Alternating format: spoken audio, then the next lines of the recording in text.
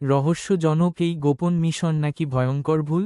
নিজের পাইলটকেই কি টার্গেট করল আমেরিকা? আসসালামু আলাইকুম দর্শক, মনোযোগ দিয়ে চিন্তা করুন। একে একে 3টি যুদ্ধবিমান F-15 স্ট্রাইক ঈগল আকাশে ধ্বংস হল। পাইলট কোনোভাবে প্রাণে বাঁচল, আর তারপর তার নিজের দেশই কি তাকে শেষ করে দিতে চায়? শুনতে সিনেমার গল্প মনে হচ্ছে, কিন্তু এমন একটি দাবি এখন ঘুরছে আন্তর্জাতিক অঙ্গনে। আজ আমরা খুঁজে দেখব আসলে কি ঘটেছে আর কতটা সত্য এই ঘটনা।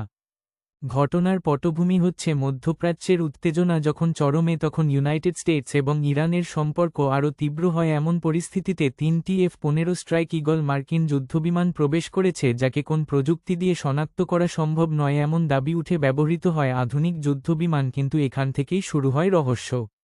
কিন্তু ইরানের পক্ষ থেকে বলা হয়েছে আমেরিকার সেই আত্মবিশ্বাসের ধারণা ভেদ করে নিজস্ব প্রযুক্তির মাধ্যমে ইরান তার উন্নতমানের রাডার সিস্টেম দিয়ে 3টি অত্যাধুনিক বিমান ভূপাতিত করেন। এই অবস্থায় সূত্র বলছে একটি যুদ্ধবিমান প্রথমে আঘাতপ্রাপ্ত হলে পাইলট ইজেক্ট করে নিচে পড়ে যায়, এরপর তিনি নিখোঁজ।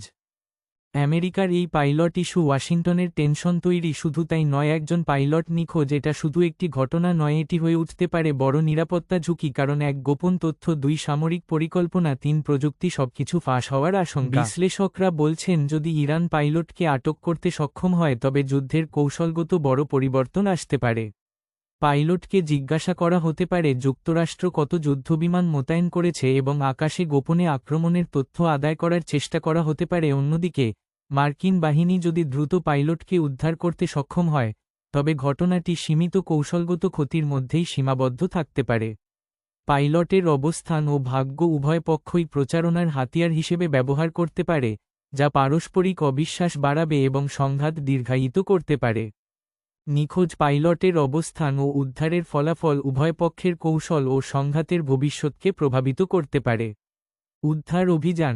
প্রথম দিকে পাইলট নিখোঁজ থাকলেও পরবর্তী রিপোর্টে জানানো হয় যে অন্তত একজন পাইলটকে গুরুতর আহত অবস্থায় উদ্ধার করা হয়েছে। ইরান মিডিয়ার দাবি, কিছু ইরানি সূত্র দাবি করেছিল যে আমেরিকা পাইলটকে উদ্ধারে ব্যর্থ হয়ে ওই স্থান লক্ষ্য করে হামলা চালাচ্ছে, তবে এটি আনুষ্ঠানিকভাবে নিশ্চিত নয়। পাল্টাপাল্টি দাবি। সামাজিক মাধ্যমে বিভিন্ন ভিডিওতে বলা হচ্ছে আমেরিকা তাদের পাইলট উদ্ধার করেছে এবং ইরান একে নিজেদের বিজয় হিসেবে দাবি করছে। আমেরিকা বা ট্রাম্প নিজস্ব পাইলটকে যত তাড়াতাড়ি সম্ভব উদ্ধার করাটাই মূল লক্ষ্য। মার্কিন সরকার সব সময়ই তাদের সৈনিকদের উদ্ধারে বদ্ধপরিকর। হোয়াইট হাউস বা পেন্টাগন কেউই ভূপাতিত বিমানগুলো সম্পর্কে জনসমক্ষে কোনো তথ্য প্রকাশ করেনি। এদিকে অ্যাসোসিয়েটেড প্রেসের হাতে আসা পেন্টাগনের একটি ইমেইলে সামরিক বাহিনী জানিয়েছে যে তারা মধ্যপ্রাচ্যে একটি বিমান গুলি করে ভূপাতিত করার খবর পেয়েছে, তবে এ বিষয়ে আর কোনো বিস্তারিত তথ্য দেওয়া হয়নি। ওই বিমানটি থেকে একজন মার্কিন ক্রু সদস্যকে উদ্ধার করা হয়েছে, তবে পেন্টাগন হাউস আর্মড সার্ভিসেস কমিটিকে এও জানিয়েছে যে যুদ্ধবিমানটিতে থাকা দ্বিতীয় সেনা সদস্যের অবস্থা জানা যায়নি। শনিবারও মার্কিন সেনাবাহিনীর অনুসন্ধান ও উদ্ধার অভিযান অব্যাহত ছিল। আপনার কি মনে হয়, দর্শক, গোপন মিশন নাকি ভয়ঙ্কর ভুল? পাইলট ইস্যুতে আমেরিকা বিতর্কে, এটি কি বাস্তব ঘটনা নাকি কৌশলগত প্রচারণা? কমেন্টে জানান।